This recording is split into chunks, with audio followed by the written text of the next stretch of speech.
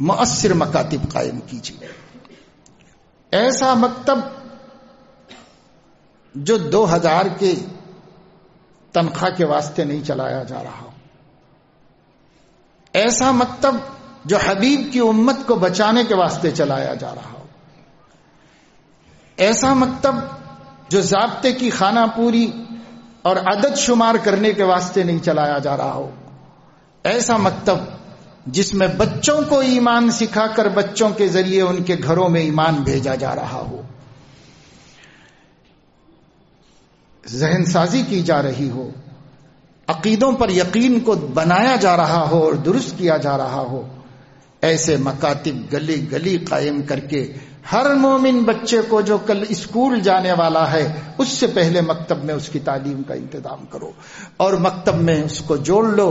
اگر مکتب سے انشاءاللہ اس کی تربیت ہو گئی تو پھر یہ کہا جا سکتا ہے کہ یہ فیضان نظر تھا یا کہ مکتب کی کرامت تھی.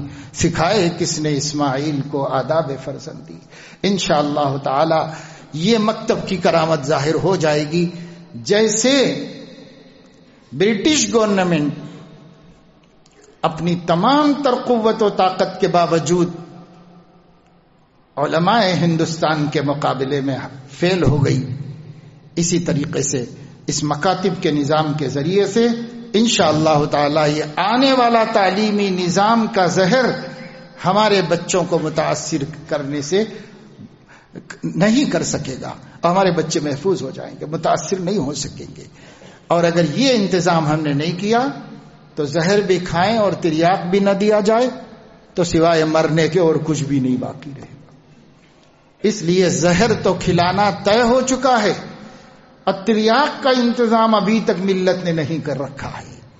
اور اس وقت تریاق جو سب سے سستا ہے وہ مکاتب کا نظام ہے. اب بڑے بڑے پلان ہیں لوگوں کے پاس, لیکن وہ پیسہ چاہیے, دولت چاہیے اس کے لیے. جن کے پاس ہے وہ کریں, لیکن مسلمان علماء حفاظ کیا کر سکتے ہیں؟ ان کے لیے سب سے سستا نظام جو ہے وہ مکاتب اور مؤثر مکاتب. وہ محنت کر کے تحریک بنا کر ایک غرض, ایک ہدف اور ایک ٹارگٹ مقرر کر کے یہ بچے ہدایت پر قائم کیے جائیں گے میرے مکتب کے ذریعے سے. ان بچوں کا ایمان محفوظ کروں گا اس مکتب کے ذریعے سے. اس کے لیے مکاتب بستیوں میں, محلوں میں ہماری عورتیں بھی قائم کریں. بہت سی مسلمان عورتیں, دیندار عورتیں ماشاءاللہ قرآن صحیح سیکھی ہوئی ہیں. بہت زیادہ کام نہیں کرنا ہے, قرآن مجید بچوں کو پڑھانا ہے اور اس کے ساتھ ساتھ کسی مستند کتاب سے ضروری عقائد ان کو بتانا ہے اور قرآنی اور نبوی واقعات کے ذریعے سے ایمان بنانا ہے. یہ 3 کام کرنے ہوتے ہیں. ہماری بہنوں کو بھی اپنی اپنی بستیوں میں کام کرنا چاہیے. ہماری بچیاں بہت سی مدرسوں سے پڑھی ہوئی ہیں, عالمات ہیں, حافظات ہیں, کرتی ورتی کچھ بھی نہیں ہے, کوئی دین کی خدمت میں نہیں ہے. کوئی دین کی خدمت کرو, اپنے ہی گھر میں 1 گھنٹے کا مکتب چلا لو. میکے میں ہے تو میکے میں کرتے رہو, سسرال میں جاؤ تو سسرال میں کرو. سسرال والوں سے اجازت لینے کے واسطے وہاں جا کر ان کی اتنی خدمت کرو کہ وہ لوگوں کی آنکھوں کی ٹھنڈک بن جاؤ. اور پھر ان سے کہو کہ مجھے 1 گھنٹہ ایک کام کرنے کے لیے دیجیے اور وہ میں قوم کے بچوں کو اپنے نبی کا دین سکھانا چاہتی ہوں. اور شروع کر دو اور سکھاؤ. قربانیاں دینی پڑتی ہیں راہ خدا میں. قربانیاں دینے سے اللہ تعالیٰ راستے کھولتے ہیں. والذین جاہدوا فینا لنہدینہم سبلنا. جو ہمارے راہ میں مجاہدہ کرے گا ہم راستے کھولیں گے. اس کی فکروں کو عام کرنے کی ضرورت ہے. یہاں جو علماء ہیں ان فکروں کو لے کر جائیں, اور جو یہاں عوام ہیں وہ بھی یہ سمجھ لیں کہ مصیبت آپ کے گھر پہ آ رہی ہے. علماء جواب دے نہیں ہے آپ کے گھر کے, آپ کے گھر کے آپ خود جواب دیں, آپ کی اولاد کے آپ خود جواب دیں. اپنے کو ذمہ دار اور مسئول مانو اور اپنی ذمہ داری کا احساس کرو. اور یہ کام خود نہیں کر سکتے تو علماء سے گزارش کر کے کرواؤ, ان کا تعاون کرو, ان کا ساتھ دو.